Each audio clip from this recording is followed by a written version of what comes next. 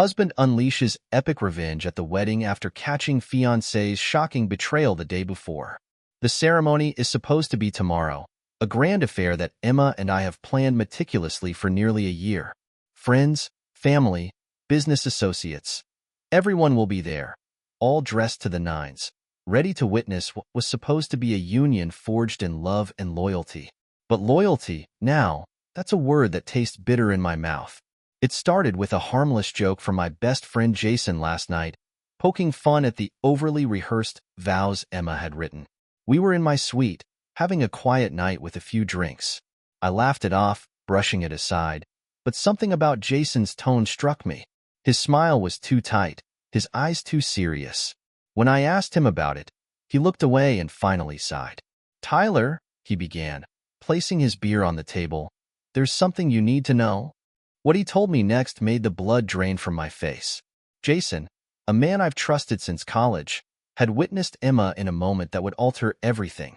A stolen kiss with none other than Eric, a longtime friend and my business partner, during one of the wedding prep trips.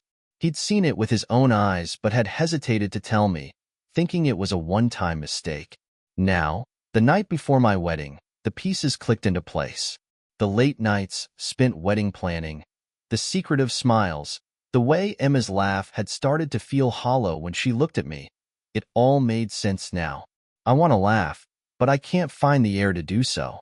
It's like the walls of my hotel suite are closing in, the weight of Jason's revelation crushing down on me.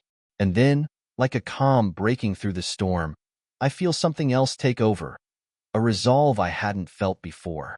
If Emma and Eric thought they could make a fool of me, they were gravely mistaken.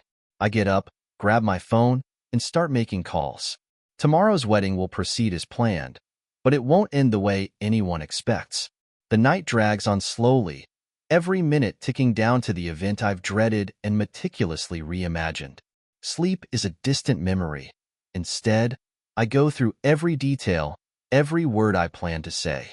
The more I think about it, the more I realize how cunningly they both lied to me, and the fury that simmers beneath the surface grows hotter. Morning comes, and I find myself looking into the mirror, feeling as if I'm staring at someone else, a version of me I never thought I'd meet. But today is different. Today, I'm a man with a mission, and every cell in my body feels sharper, more alive, as if fueled by this resolve.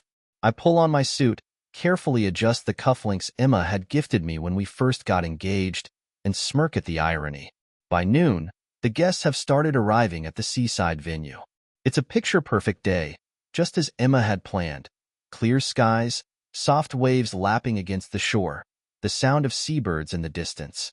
Everything looks perfect on the outside, yet inside, I'm standing on a volcano of rage, ready to explode. My family is here, smiling, congratulating me. My mom tears up as she hugs me, and I almost lose my nerve. But I remind myself of the betrayal, of the lies they spun, and the anger hardens my resolve. I look over and see Jason, his face a mask of concern and understanding. He gives me a small nod. He's got my back, and I'm grateful. I might be walking into this emotional firestorm alone, but knowing he's on my side brings me some comfort. Emma arrives, looking stunning in her dress. She smiles at me, that same warm smile I fell in love with 3 years ago. For a moment, my heart aches, almost longing to believe that what Jason told me was a terrible mistake. But then I catch a glimpse of Eric, hovering too close, his gaze lingering on her in a way that's unmistakable. The familiar anger returns. I pull Emma aside before the ceremony starts. She looks at me with concern, thinking maybe I'm nervous or overwhelmed by the occasion. "Tyler, are you okay?" she asks, her voice soft and innocent, but the sound of it now feels tainted. I force a smile. "Never better," I say, glancing down at my watch. "It's almost time. Let's give them a wedding to remember." We stand at the altar, facing each other under a sky so blue it's almost surreal. Emma's hand is in mine, warm and soft, just as it's been countless times before. I'm supposed to be saying vows, but I can barely hear the minister's words over the pounding in my chest. Emma starts her vows first. She smiles, her eyes glistening with tears as she talks about our love story.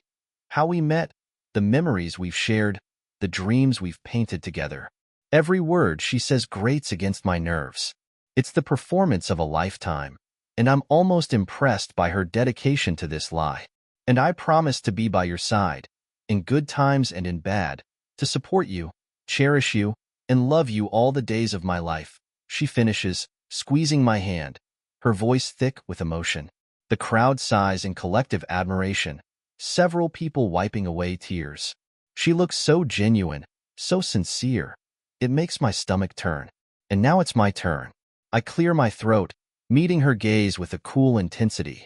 Emma, I begin, feeling the weight of every word as it leaves my mouth. I want to thank you for making this day unforgettable. Her face shifts just slightly, a shadow of confusion flickering in her eyes. For the past 3 years, I thought I knew you. Thought we were building a life based on love, loyalty, and honesty. You taught me the importance of trust, of standing by each other no matter what, and I believed every word. She looks nervous now, her smile faltering as whispers ripple through the guests. I see her glance toward Eric, whose face has gone pale. I continue, my voice steady, carrying over the silent crowd. But I recently learned that sometimes, the people closest to you are the ones who hold the deepest secrets, like hidden flaws in a diamond that only show when you look closely. Emma's eyes widen in horror, and I feel the energy shift in the crowd, the tension thickening like storm clouds. She tries to pull her hand away, but I grip it firmly, holding her in place. You see, Emma, I know all about the late-night texts, the secret meetings, the stolen kisses with Eric here, I say, nodding toward him. Gasps erupt around us. The betrayal cuts deep, but today, I wanted to give you a parting gift, a chance to feel what betrayal feels like in front of everyone you fooled. She opens her mouth to say something, but no words come. Her face is ghostly white, eyes wide, as the reality of her exposure sinks in. The silence is palpable, a heavy blanket that covers the entire gathering. All eyes are on Emma, her shock and humiliation as evident as the sparkling tear threatening to roll down her cheek. I let go of her hand, and she stumbles back a step, her gaze darting around in panic, searching for an escape. Eric, now the target of every pair of eyes, looks like he's been struck. His once smug confidence has drained from his face, replaced by sheer horror.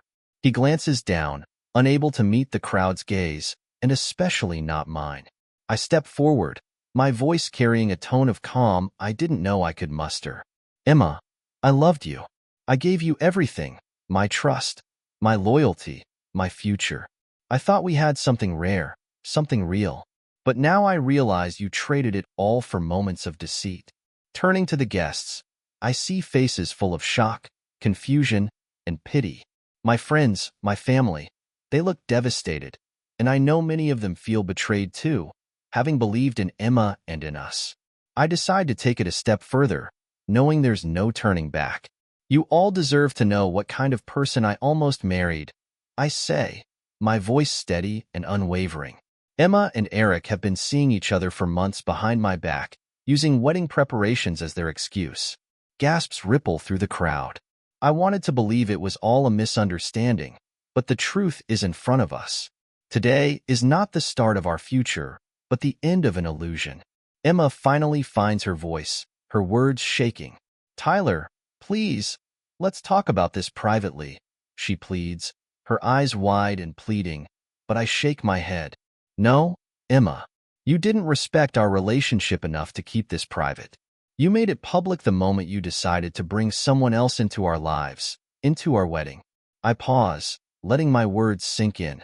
Emma's face is now streaked with tears, her carefully crafted makeup beginning to run, and for a moment, I feel a flicker of pity. But it vanishes as quickly as it comes. I think of the lies, the betrayal, the way they both thought they could get away with it. I won't let them. My best friend Jason steps forward, placing a supportive hand on my shoulder.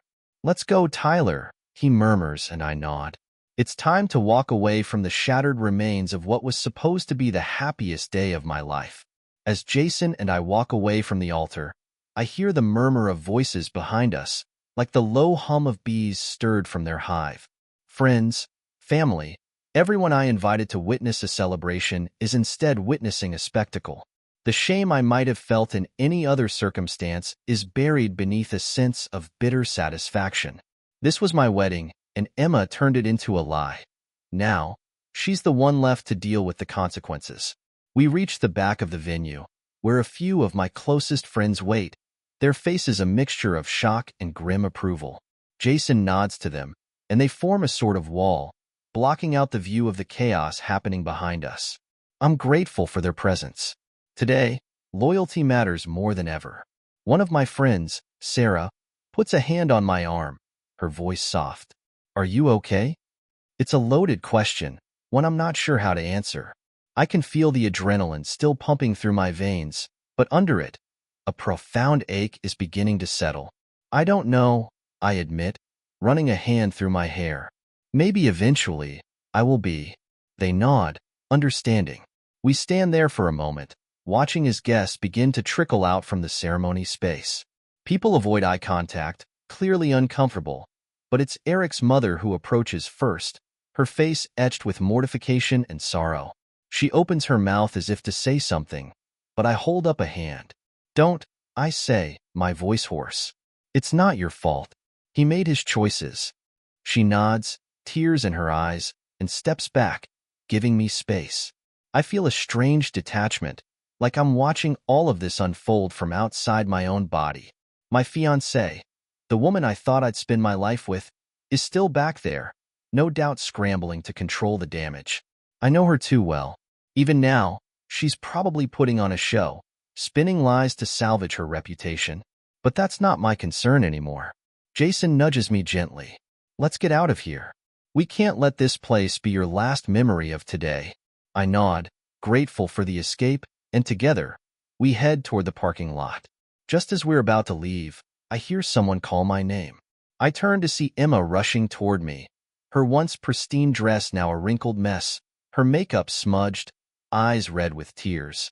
She's clutching the hem of her gown, stumbling in her heels. "Tyler, please," she cries, her voice cracking. "Just give me a chance to explain." I take a deep breath, steeling myself against the flood of emotions threatening to rise. Explain? Emma, there's nothing you could say to make this right. You made your choice. You don't get to take it back now just because you got caught. Emma stands before me, her expression a mixture of desperation and regret. She reaches out to touch my arm, but I step back, putting a distance between us that I know she can feel more keenly than any words I could say. "Tyler, please," she begs, her voice shaking. "I don't know what came over me. It was a mistake, just a horrible mistake. I was scared about the wedding, the future. I cut her off, raising a hand. "Emma, stop. You're just saying what you think I want to hear. But that's the problem, isn't it?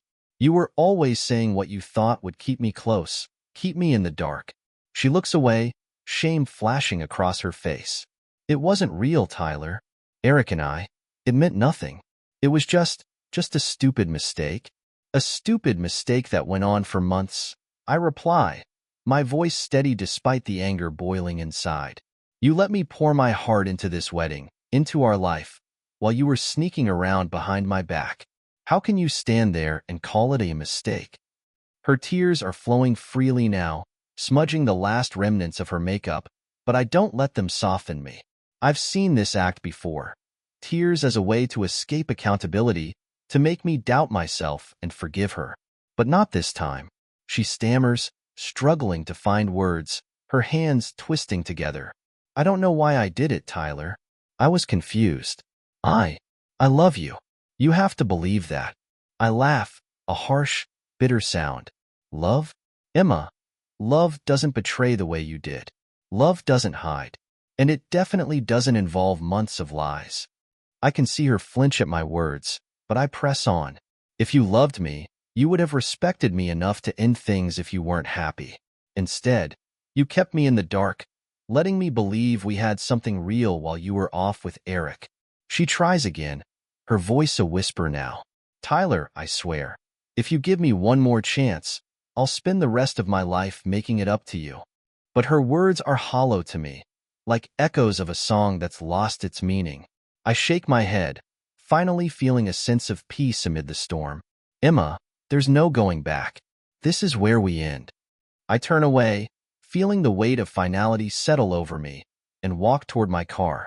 The voices, the whispers, even Emma's cries fade into the background as I close the door, gripping the steering wheel tightly. This is the beginning of a new chapter, but the road ahead feels unknown, and I'm not sure what I'll find. But one thing I know for sure, I'm done letting betrayal define my life. I drive away from the venue, the image of Emma's tear-streaked face lingering in my mind like a ghost I can't quite shake. But with each mile, the weight on my chest starts to lift, giving way to a strange sense of relief. My phone buzzes in the cup holder, messages and calls pouring in, but I ignore them. Right now, I need silence. I need to be alone with the gravity of what just happened. After a while, I find myself parked at a cliffside viewpoint, a place I used to come alone before I met Emma. The ocean stretches out endlessly before me, waves crashing against the rocks below, wild and unpredictable. There's something comforting in its vastness, as if it's big enough to absorb all my anger, all my hurt, leaving me with just emptiness. As I sit there, Jason's car pulls up beside me, and he gets out, hands stuffed in his pockets. He doesn't say anything at first, just leans against my car and stares out at the ocean with me. His presence is steady, grounding, and I'm grateful he didn't just leave me to face all this alone. "You good?" he finally asks, breaking the silence. I let out a breath, running a hand through my hair. I don't know. I feel like I should be more broken, you know? But instead, I just feel numb. He nods, understanding. "It'll come and go. You're probably in shock, man. It's a lot to process." I nod, my gaze fixed on the horizon. "Thanks for having my back, Jason. If it weren't for you, I'd still be in the dark, making a fool of myself at that wedding." Jason looks at me, his expression serious. "I wasn't about to let you go into that blind. You deserve to know the truth." He pauses, choosing his next words carefully. "But you know, maybe you needed to see it firsthand. This way, there's no doubt, no what-ifs. You made the right call." I let that sink in, and for the first time, I feel a small flicker of peace. The truth is out, and I've walked away with my dignity intact. No second chances, no forgiveness that would only lead to resentment later. Just a clean break. After a while, Jason reaches into his pocket and pulls out a small flask, offering it to me with a half smile. "For the next chapter?" I take it, feeling the warmth of the drink chase away the last vestiges of doubt. "To new beginnings," I murmur, raising the flask. Jason clinks his against mine, and we drink, letting the silence between us say the rest. The sun begins to set, casting a golden glow over the water, and I realize that this moment, here with my friend, marks the first step toward healing. As the sun dips below the horizon, casting long shadows across the waves, I feel a sense of finality. It's like I'm leaving a part of myself on this cliffside, a part that was wrapped up in dreams, illusions, and the trust one had in Emma. But for the first time, I'm okay with letting it go. Jason claps me on the shoulder, a silent gesture of solidarity, and heads back to his car. "You know where to find me if you need anything," he says before driving off, leaving me alone with the ocean and my thoughts. The drive back to my apartment feels surreal, almost like I'm in a daze. I know I'll have to face a whirlwind of messages from family and friends, each of them wanting answers or offering condolences. But tonight, I just need to retreat into the quiet. As I enter my apartment, the silence wraps around me, comforting yet haunting. I drop my keys on the counter, noticing the small stack of wedding invitations I had planned to mail out last week. Invitations I no longer need.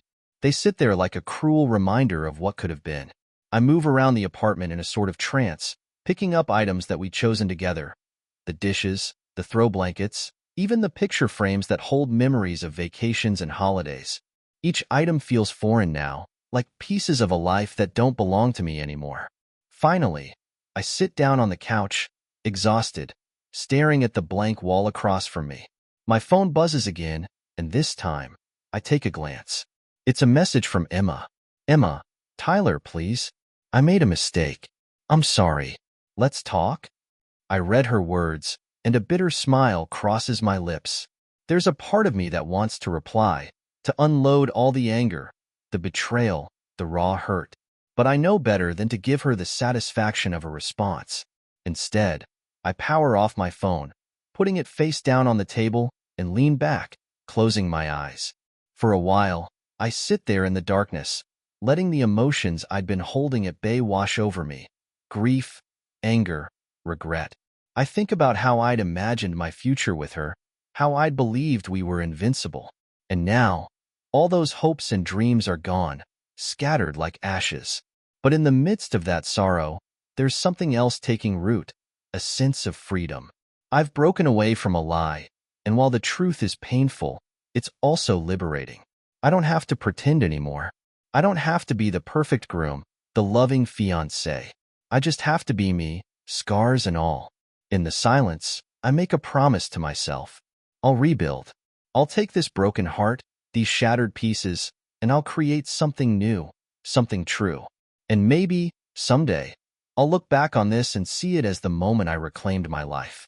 The days that follow are a blur of phone calls, messages, and unannounced visits from concerned friends and family. Everyone wants to know what happened, offering sympathy, advice, or their own horror stories of betrayal. I appreciate their support, but it's overwhelming. Each conversation feels like I'm ripping off a scab, exposing the raw wound underneath. I finally decide to take some time off work, needing the space to process everything. My boss, understanding and supportive, agrees, and with a strange sense of relief, I put my professional life on hold. I spend my days hiking, driving along the coast, and rediscovering the parts of myself I'd put aside for Emma and our so-called future. One afternoon, as I'm sorting through boxes of belongings Emma left behind, I find an old notebook, one I used to write in during our early days together. It's full of dreams, goals, even plans for the life I thought we'd share. Flipping through it feels like opening a time capsule, a reminder of who I was before all this happened. There's one entry that stands out, written a few weeks after I met Emma. I jotted down a list of things I valued in a partner: honesty, loyalty, shared dreams. Reading it now, I realize how much I had compromised, blinded by my affection for her. I closed the notebook, feeling an unexpected surge of determination. This wasn't just a betrayal by Emma. It was a wake-up call. Somewhere along the way, I'd lost sight of myself, of what I truly wanted in a relationship.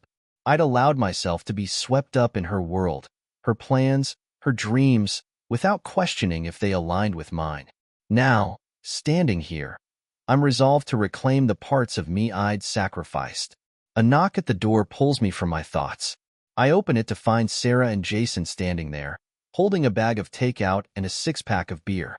"We thought you could use some company," Sarah says, smiling gently.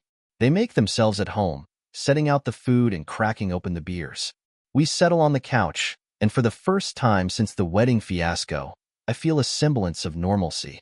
We talk about everything and nothing, laughing, reminiscing about old times, and avoiding the subject of Emma altogether. Halfway through the evening, Jason raises his bottle, looking at me with a mixture of pride and understanding. "To new beginnings," he says, a hint of a grin tugging at his lips.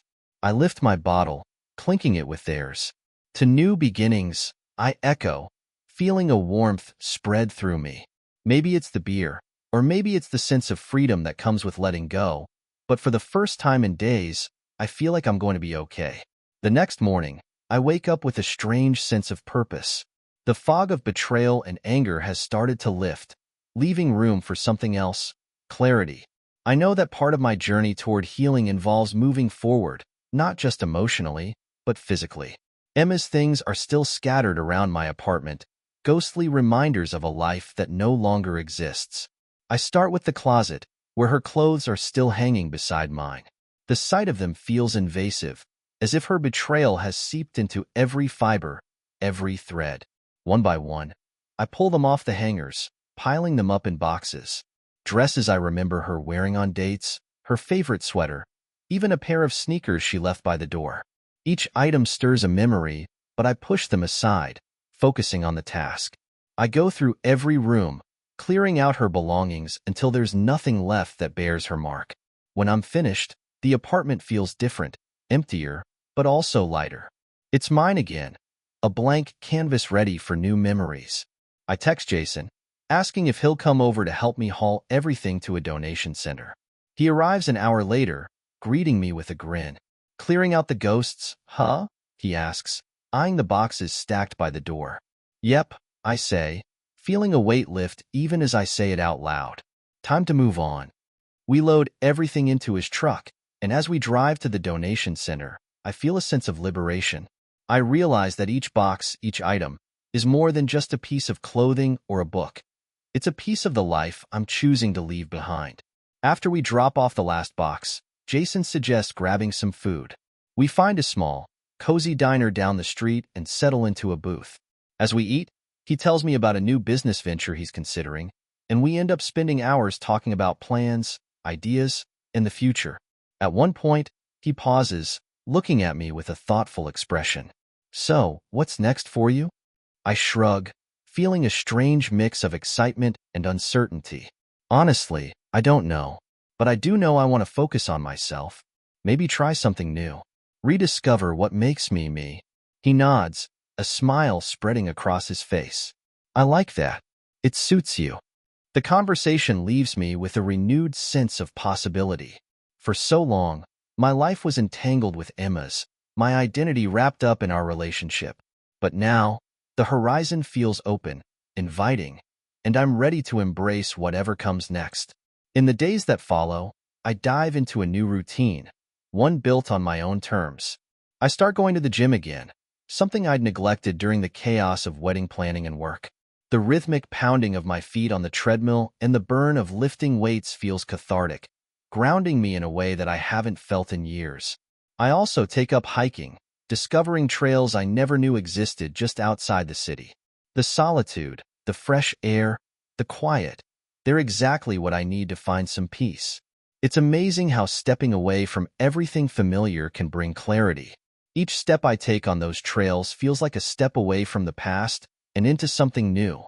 One Saturday, while on a particularly scenic trail, I meet a group of hikers resting by a waterfall. They invite me to join them, and I find myself laughing, talking, and connecting in a way that feels natural, unburdened.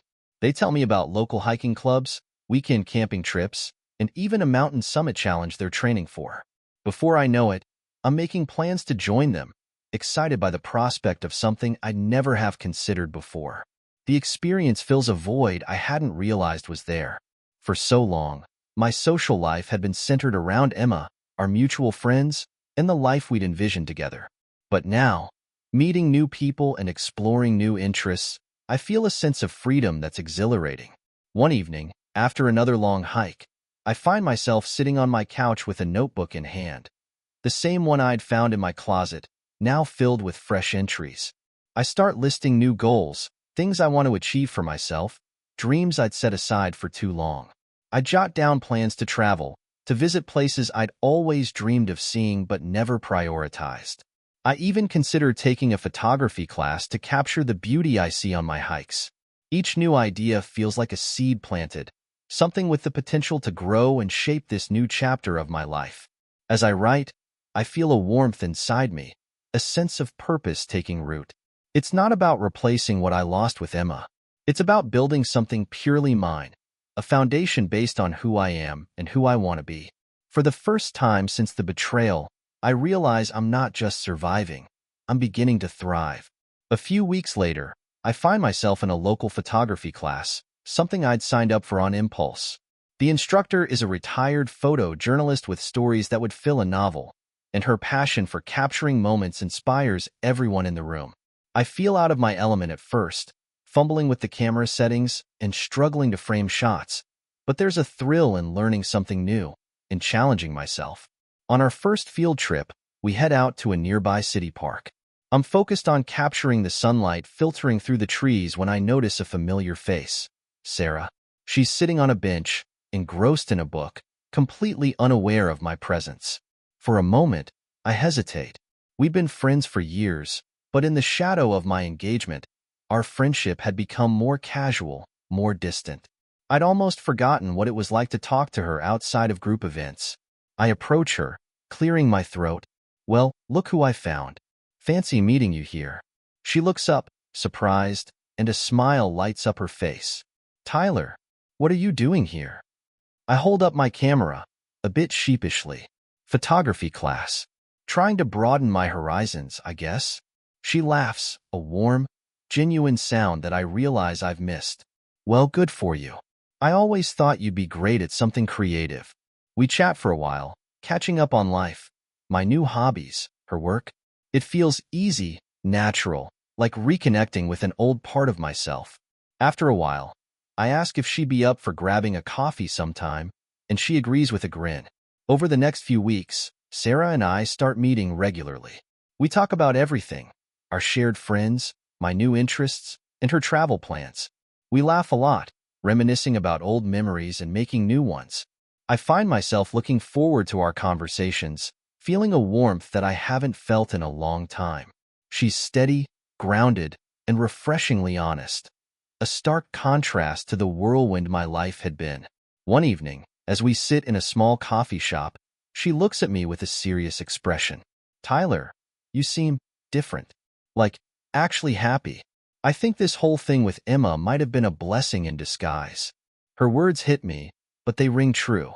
Yeah, I say slowly, as if realizing it for the first time. Maybe it was. We sit there in comfortable silence, sipping our coffee. The past is beginning to feel distant, the pain dulled by the unexpected joy of the present. For the first time in a long time, I feel like I'm right where I'm meant to be. Over the next few months, my life takes on a new rhythm, one I never could have anticipated. The weight of betrayal that once felt like an anchor now feels like a distant memory. The choices I've made, the people I've surrounded myself with, and the hobbies I've embraced have filled my days with a sense of purpose and contentment. Sarah and I grow closer, our friendship evolving in ways I hadn't expected. She's become a grounding presence in my life, a reminder that not all connections have to be complicated or fraught with hidden agendas. There's no pretense with her, just an effortless comfort that feels genuine and rare. One evening, as we're sitting on my couch after a casual dinner, she leans back, her eyes studying me thoughtfully. Tyler, I have to say, this version of you, it's like you're finally free, not just from Emma, but from everything holding you back. I nod, considering her words. You know, I think I finally am. Losing Emma was hard, but it forced me to take a look at my life and realize I'd been holding back, sacrificing parts of myself without even realizing it. Now, it's like I'm living on my own terms. She smiles, a flicker of something warm and deep in her gaze. I'm glad. You deserve this, Tyler. You deserve happiness. For a moment, there's a comfortable silence between us, one filled with unspoken words. I realize that in Sarah, I found someone who sees me for who I truly am, someone who's been there even when things got dark. The realization is both exhilarating and terrifying, as if a part of me is waking up to something I'd kept buried. I reach for her hand, giving it a gentle squeeze. She doesn't pull away. Instead, she meets my gaze, and for the first time, I feel a connection that goes beyond friendship, a spark, a possibility. We sit there, hand in hand, letting the moment unfold without forcing it, as if knowing that this is just the beginning. The next few weeks feel like the beginning of something beautiful and unexpected. Sarah and I spend more time together, and our friendship takes on a new depth, a quiet understanding that words alone can't capture. It's like the universe is giving me a second chance, a chance to build something authentic, something real. And this time, I'm not rushing. I'm allowing each moment to unfold naturally, savoring every small step forward. One evening, we decide to take a spontaneous road trip to a small beach town a couple of hours away. The drive is filled with laughter and old songs, the kind you can't help but sing along to even if you don't know all the words. Sarah is in the passenger seat, her hair blowing in the wind, her smile easy and carefree, and I can't help but feel grateful. Grateful for her, for this moment, for the journey that's brought me here. We reach the beach just as the sun is setting, painting the sky in shades of pink and orange. We kick off our shoes and walk along the shore, the cool sand beneath our feet and the sound of waves crashing in the distance. Sarah stops suddenly, looking out over the water, her expression thoughtful. "This place, it feels like freedom," she murmurs, glancing over at me with a soft smile. "Like we're leaving everything behind and just being." I nod, taking her hand in mine, feeling the warmth of her fingers interlaced with mine. "I know what you mean. It's like all the weight from the past. It doesn't matter here." We walk in silence, hand in hand, as the last rays of sunlight dip below the horizon. The world around us feels suspended in time, a cocoon of peace that's somehow ours. And as we stop to watch the waves roll in, I realize that, for the first time since everything fell apart, I'm not just surviving. I'm happy. Genuinely, unreservedly happy. I turn to Sarah, words hanging on the tip of my tongue, but before I can say anything, she squeezes my hand, her gaze soft and knowing. "Tyler," she whispers, "I've been waiting for this. For us." There's no grand gesture, no dramatic confession, just a quiet, honest acknowledgement of what's been growing between us all along. And in that moment, I know that this is exactly where I'm supposed to be, here, with her, in a life built on truth and trust. Back in the city, life settles into a new kind of normal, one that feels more real and fulfilling than anything I'd known before. Sarah and I continue to grow together, our bond deepening with each shared experience. Our moments are simple yet profound, each one building on the foundation we'd laid in friendship. One evening, I find myself back at the cliffside where I'd come on that dark day after the wedding. This time, Sarah is beside me, her hand warm in mine as we look out over the same vast ocean that had once felt like a reminder of everything I'd lost. But now, it feels like a promise of everything I've gained. "You know," I say, turning to her, "when I first came here, I thought it would be the last place I'd want to return to. But now, standing here with you, it feels different. Like this is the place where everything started to change." Sarah smiles, leaning her head on my shoulder. "Maybe that's the beauty of life. Even the hardest moments, the ones that feel like endings, can be the beginning of something we never saw coming." I take a deep breath, feeling a peace I didn't know was possible. "You're right," I say softly. "If everything hadn't happened the way it did, I wouldn't be here with you. I wouldn't have found this." She lifts her head to meet my gaze, her eyes full of understanding. "We both deserve happiness, Tyler. Real happiness. And I'm grateful every day that I get to share that with you." As we stand there, the sun dipping below the horizon, I realize that this journey, full of pain, growth, and rediscovery, has led me to a place I never thought I'd reach. A place of genuine peace, with someone who's been there for me every step of the way.